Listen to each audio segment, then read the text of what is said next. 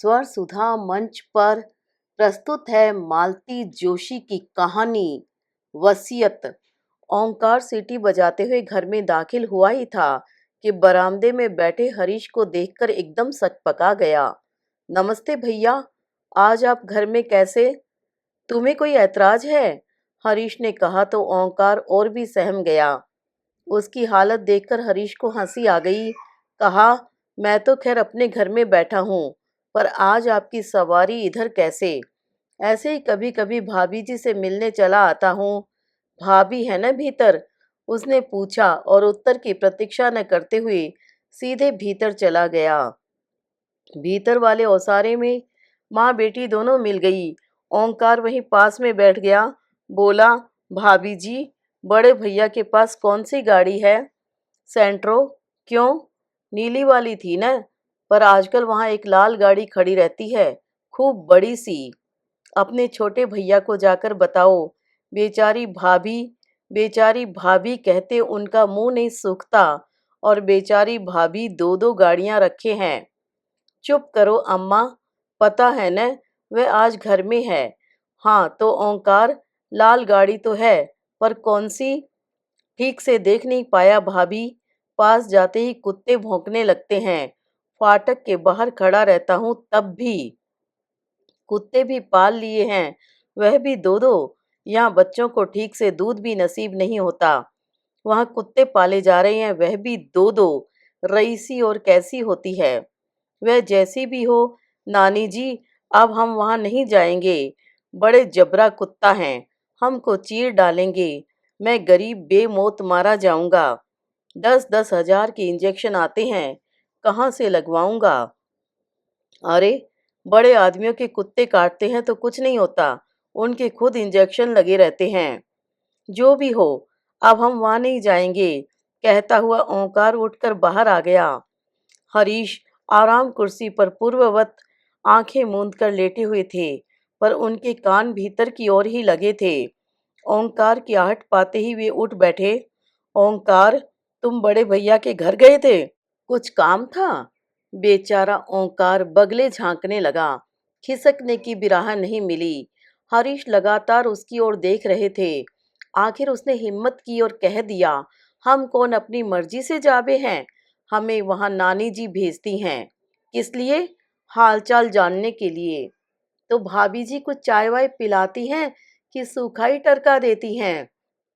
हम भीतर थोड़े ही जाते हैं, बाहर से ही देख दाख कर आ जाते हैं। बाहर से हालचाल पता चल जाते हैं। मरा डर के मारे भीतर जाता ही नहीं तो कोई क्या करे? अम्मा जी ने एकदम कमरे में अवतरित होते हुए कहा। ओंकार ने अब भागने में ही कुशल समझी। भैया जी, शाम को गैया हमें ही लगानी होती है, अब चलेंगे। और उत्तर की प्रतीक्षा किए बिना वह बाहर निकल गया। हरीश अब सास की ओर मुखातिब हुए। ओंकार को आप बंगले पर भेजती हैं तो क्या करें? उन्होंने दबे स्वर में कहा। तुमने तो वहां जाना ही छोड़ दिया। अकेली औरत, किसी को तो खोज खबर लेनी चाहिए कि नहीं? हम लोगों के सिवा उसका यहाँ कौन है? खोज खबर ही लेनी थी तो किसी दिन माँ बेटी दोनों चली जाती न। जासूसी करने की क्या जरूरत थी? जासूसी? और क्या, आप जो कर रही हैं वह जासूसी ही कहलाती है। हरीश ने कहा तो अम्मा जी मुंह बिचकाकर भीतर चली गई। हरीश को बड़ा मजा आया। अरसे बाद सास को निरुत्तर करने का मौका मिला था, लेकिन सास को निरुत्तर करने की खुशी ज्यादा देर नहीं रही। एक प्रश्न जो दिमाग में चक्कर काट रहा था, उस पर हावी हो गया। बंगले पर नई गाड़ी आ गई है और दो कुत्ते भी। कुत्ते पालना कितना महंगा शौक है, उसे पता है। एक कुत्ते का खर्च दो आदमियों की खुराक के बराबर है। फिर उनकी सास संभाल के लिए नौकर चाकर भी तो चाहिए। यह काम भाभी के बस का तो है नहीं। फिर पिछले 6 महीनों से उसने वहां का रुख नहीं किया है। वैसी कसम ही खा ली थी, पर इस बीच क्या इतनी बड़ी उथल पुथल हो सकती है? शालिनी और उसकी माँ दबी जबान से कुछ कुछ कहती रहती हैं। क्या वह सही है? 6 महीना पहले शुभम का रिजल्ट लेकर गया था। सोचा था भाभी से कहूंगा कि भैया का बहुत मन था कि शुभम इंजीनियर बने। अब उनका सपना आप ही को पूरा करना है। घर से खूब अच्छी रिहर्सल करके गया था, पर वहाँ माहौल ऐसा बिगड़ा कि कुछ कहना संभव ही न हुआ। यह नहीं कि वहाँ स्वागत नहीं हुआ, स्वागत तो खूब अच्छे से हुआ। उन्होंने शुभम को बधाई भी दी, उसके लिए आशीर्वाद स्वरूप 500 का नोट भी लिफाफे में डाल कर दिया।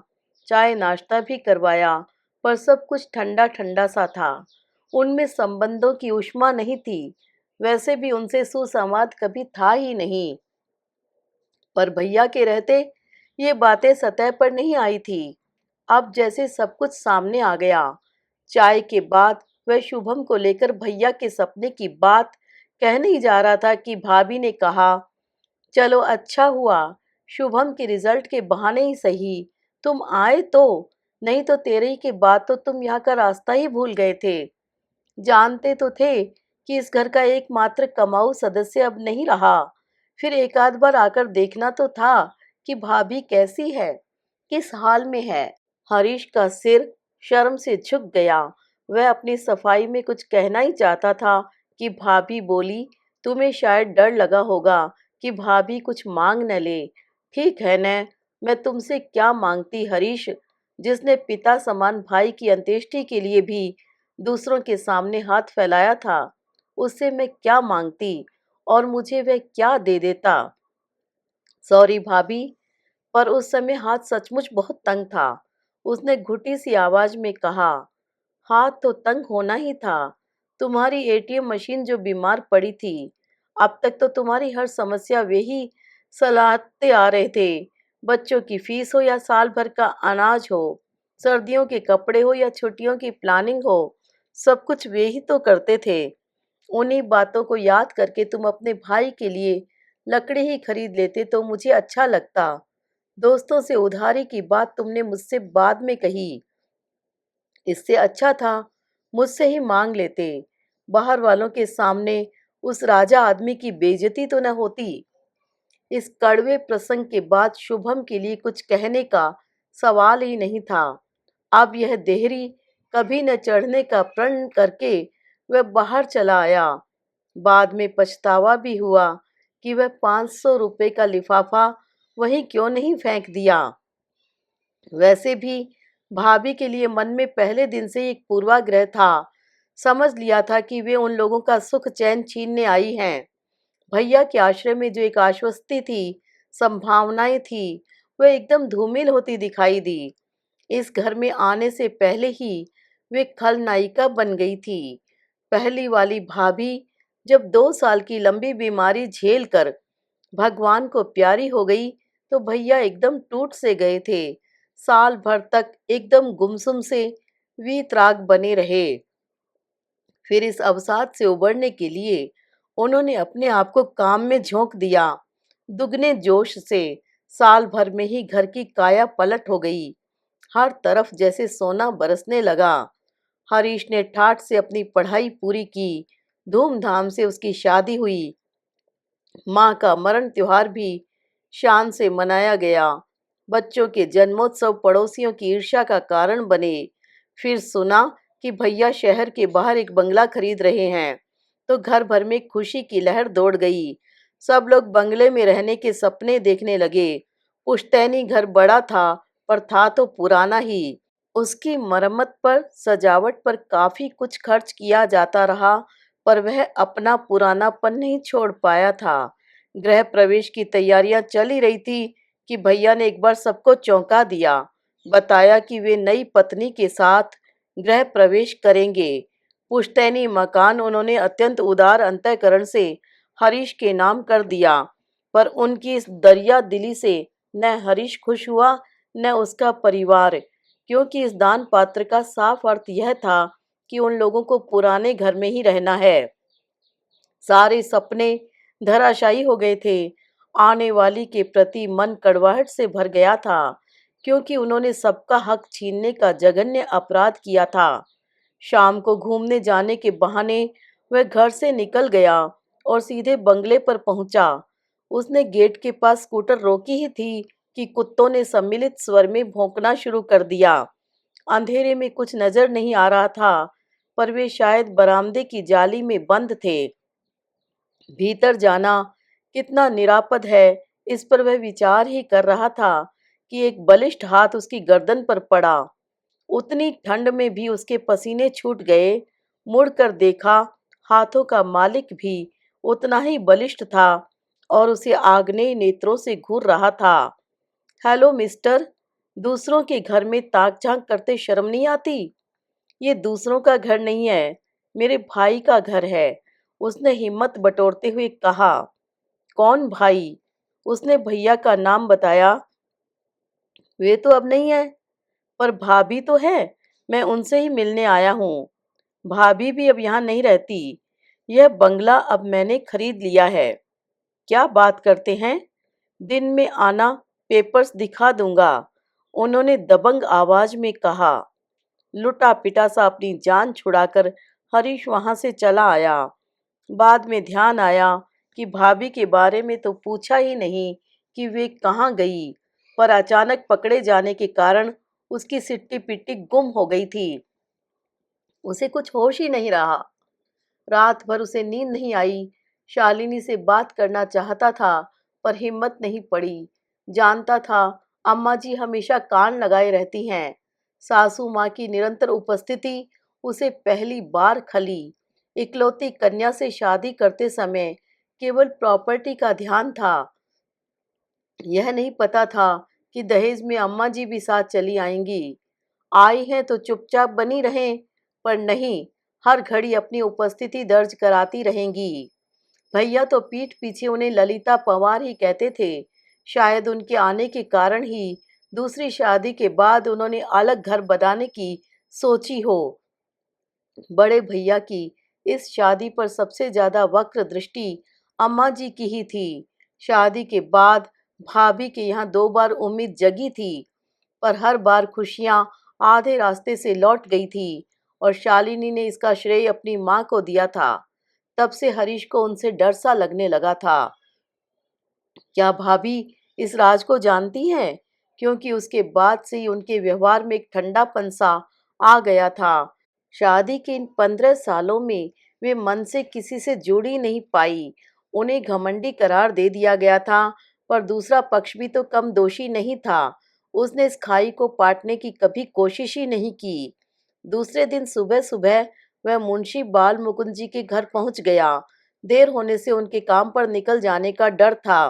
भैया के बाद कई वकीलों ने उन्हें हाथों हाथ ले लिया होगा। ऐसे कर्मठ और कुशल लोग आजकल मिलते कहाँ हैं। भैया का कोई काम या संदेश लेकर इस घर में कई बार आया है। हर बार उसका ललक से स्वागत हुआ है, पर इस बार मुंशी जी का व्यवहार बड़ा रूखा लगा। दरवाजा उन्होंने ही खोला था, वहीं खड़े खड़े पूछ लिया, बोलो। बोलिए भी नहीं। एक क्षण को वह अप्रतिभ तो हुआ, पर उसने दूसरे ही क्षण हठधर्मिता के साथ कहा, आपसे कुछ बात करनी थी, भीतर आ सकता हूँ? अब मजबूरन मुंशी जी को रास्ता छोड़ना पड़ा। हरीश भीतर आकर बैठ गया। बैठक का कमरा उसे बदला बदला सा लगा, बदला बदला सा और परिचित सा भी। हाँ बोलो, मुंशी जी ने उसे चेताया। वह व्यवस्थित हुआ और बोला, मैंने सुना है भाभी ने बंगला बेच दिया है। हाँ, ठीक सुना है, 15 दिन पहले ही डील हुई है। हमें हवा तक नहीं लगने दी। मुंशी जी चुप बने रहे। हमारी रजामंदी की जरूरत भी नहीं समझी गई। ये कोई पुश्तैनी प्रॉपर्टी तो थी नहीं कि सबकी रजामंदी की जरूरत होती। वकील साहब की पर्सनल प्रॉपर्टी थी, वे उसे बेचते चाहे दान में दे देते। उन्होंने बंगला पत्नी के नाम कर दिया था, वे ही लीगल या नेचुरल वारिस भी थी। उन्होंने बंगला बेच दिया, बस। और सामान का क्या किया? बेच दिया। वैसे भी इतना सारा सामान कहाँ ले जाती, कहाँ रखती, इसलिए जरूरत भर का रखकर सब बेच दिया। अच्छा सामान था, हाथों हाथ बिक गया। किसने लिया? दोस्तों ने, पड़ोसियों ने, परिचितों ने। जैसे हमने यह सोफा सेट ले लिया, 2 पलंग और एक अलमारी भी ली है। तभी हरीश को यहाँ कुछ पहचाना पहचाना सा लग रहा था। हमसे भी तो पूछ सकते थे, उसने तड़प कर कहा। तुमसे पैसे तो नहीं मांग सकती थी न, इसीलिए नहीं पूछा। इसीलिए तुमने नहीं पूछा। उन्हें पैसों की जरूरत थी, तभी तो घर बेचना पड़ा। इतना बड़ा घर मेंटेन करना मजाक थोड़ी है। और तुम तो जानते हो तुम्हारे भाई कैसे शाह खर्च थे। बचत के नाम पर शून्य ही था। आखिर बची हुई जिंदगी वे गुजारती कैसे?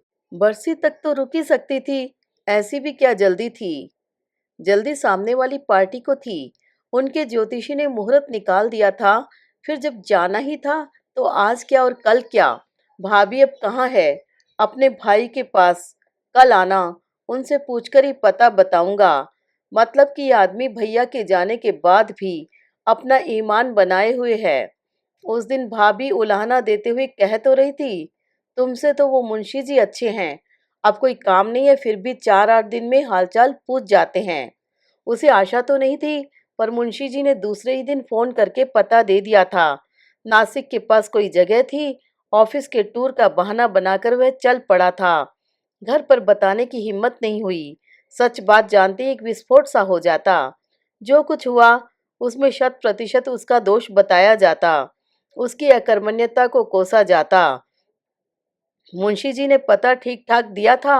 ढूंढने में ज्यादा परेशानी नहीं हुई। शहर से बाहर एक कंपाउंड में 2 हाउसेज की लंबी कतार थी। गेट पर नाम लिखा था विश्रांति। नंबर उसके पास था ही, इसलिए घर भी तुरंत मिल गया। 1 रूम किचन का वह छोटा सा घर था। इतने बड़े बंगले में सालों रहने के बाद भाभी यहाँ कैसे गुजारा करती होंगी, उसने सोचा। भाभी ने बड़ी ही निर्मल निश्चल हंसी के साथ उसका स्वागत किया था। सारे ताने उल्हाने उस हंसी में तिरोहित हो गए। इतना ही कहा, इतनी सी जगह में आप गुजारा कैसे कर लेती हो? वे पूर्ववत हंसकर बोली, हरीश, आदमी को बस इतनी सी जगह ही दरकार होती है। हम बेवजह फैलारा कर लेते हैं। जरूरत से ज्यादा सामान इकट्ठा कर लेते हैं। फिर अपने से ज्यादा उस कबाड़ की साज संभाल में जुट जाते हैं। भाभी की तो भाषा ही बदल गई थी। फिर भी उसने अपने मन का कांटा निकाल ही लिया। आपने घर बेच दिया। कम से कम भैया की बरसी तो उस घर में होने दी होती। मरने के बाद क्या फर्क पड़ता है कि बरसी कहाँ हो रही है? वैसे भी जो कुछ करना है तुम ही को करना है। तो बरसी बाप दादाओं के घर में ही हो जाने दो। आप आओगी तो मेरा तो उसमें कोई रोल ही नहीं है। मैंने अपनी तरफ से एक अनाथ आश्रम में पैसे जमा कर दिए हैं। हर साल उस तिथि पर आश्रम के बच्चों को अपनी ओर से भोजन मिलेगा। तुम भी जब तक बने श्राद्ध करते रहना, नहीं तो एक बार गया जाकर पिंड दान कर आना। फिर कुछ करना नहीं पड़ता। भाभी ने चाय बनाई, नाश्ता करवाया। वही सलीका, वही आप ही जाते हैं। जगह छोटी होने से उसमें कोई अंतर नहीं आया। वह चलने लगा तो बोली, तुम आए बहुत अच्छा लगा। आते रहना। हाँ, यह छोटा सा घर मैंने तुम्हारे भाई के पैसों से ही खरीदा है। जाते समय तुम्हारे ही नाम कर जाऊंगी। अगर कभी लगे कि बच्चों के साथ ट्यूनिंग ठीक से नहीं हो रही है तो तुम और शालिनी यहाँ आकर रहना। बस दुआ दे रही हो? नहीं, आशीर्वाद दे रही हूँ। बुढ़ापे में अपने सिर पर अपनी छत होना कितनी बड़ी नियामत है, यह मुझसे बेहतर कोई नहीं जानता। हरीश ने उनके पैरों को हल्के से स्पर्श किया और वह एकदम मुड़ गया। उस गरिमामयी महिला को इस तरह कातर होते देखना उसे अच्छा नहीं लग रहा था।